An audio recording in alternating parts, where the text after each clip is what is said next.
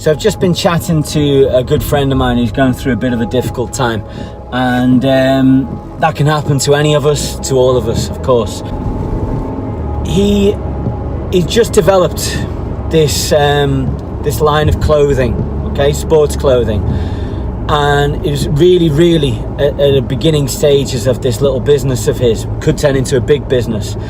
His wife is a bit of an Instagram influencer, got a following, got people who engage with their content, so that's great, okay? They've got this new little clothing line, and they're interested in selling it online. They're interested in going down the e-commerce route, which makes loads of sense, right?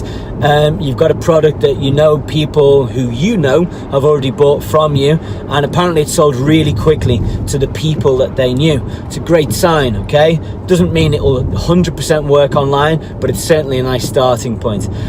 So what do you do when you're in a situation like he's in, where he's just in this difficult financial situation? If you've got something, if you've got a system that is working, that is pulling in money right now, double down on the thing that is working, because it works, right? It might not be the most glamorous way of selling. It might not be the way that you want to be selling 3 months from now, 3 years from now. But if you have got a system, a thing, a product, or a way of selling that is working, and it can be offline. With my friend, it was 100% offline. He was buying in 100 pieces of this, I think it was compression gear or something like that, for sports.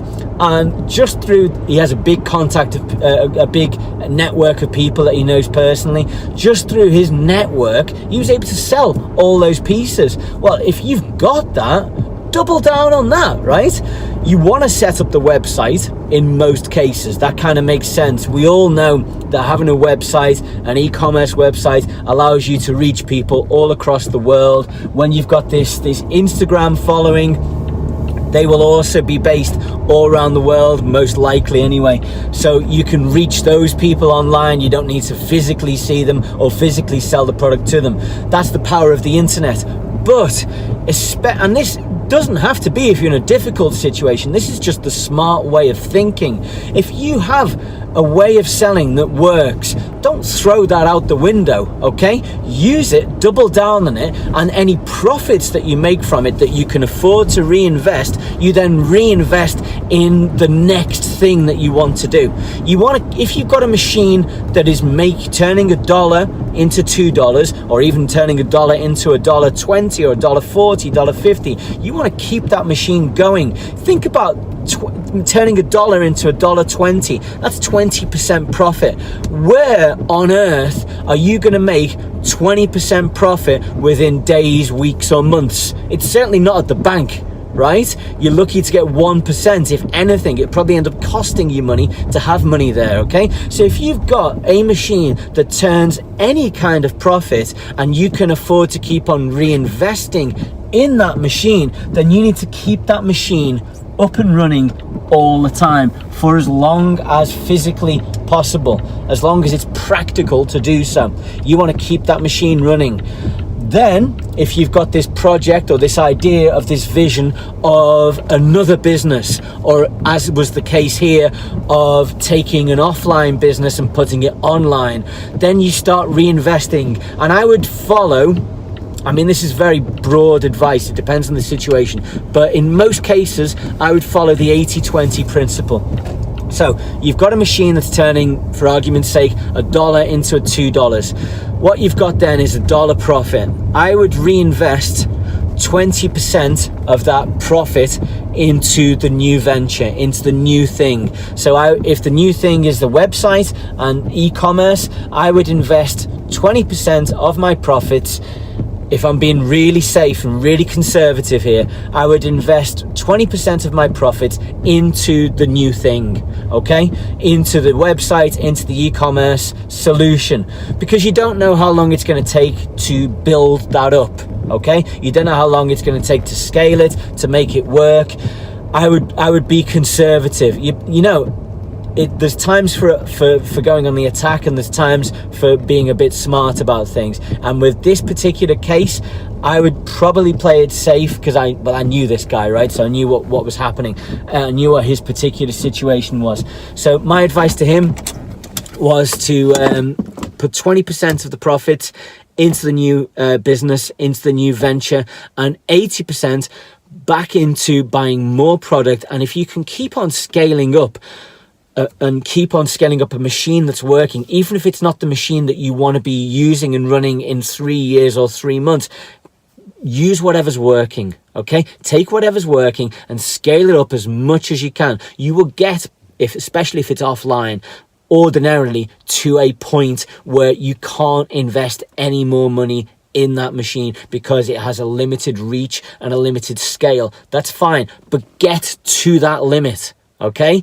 And then once you're at that limit and you're thinking to yourself, okay, I'm just making these numbers up now. If I've got to invest $2,000 per month in merchandise, if I do that, and that's my limit now, I can't, there's no point in me buying any more products because I can't sell it, then I will invest that 2,000. That 2,000 will become 3,000 or 4,000 or 5,000.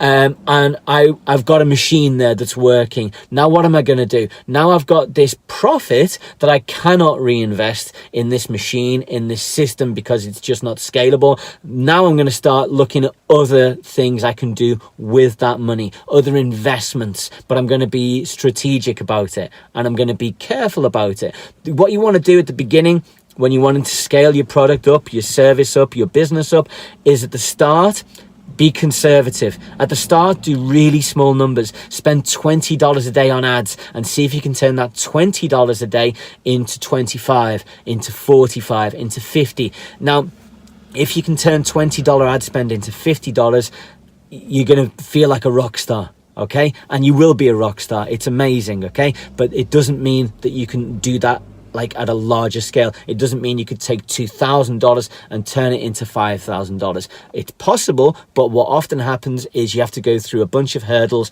to get to that stage. So you always scale up slowly, okay? If $20 is becoming $50, try 25.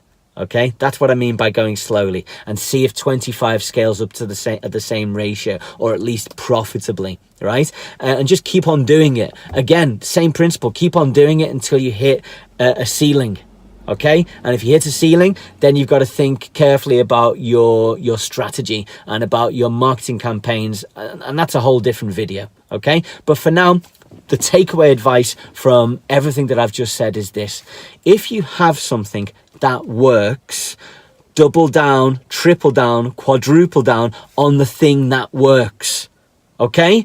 Don't be all fancy. Don't be thinking to yourself about, don't let your ego into this, right? Yes, you want the big website with the $1 million sales per year. Of course you do. We all do. But if you've got a system that can make you 50 grand, $50,000 this year, and it works, it's 50,000 profit, that's 50K in the bank. Okay, you know that as much as anyone can know anything. So invest in that first. Build that up first. Once it's safe, once it's secure, once it's ticking over and making you the money, then start getting fancy, but slowly. Okay, slow and safe. Yeah. Okay, hope that helps. Have a good day.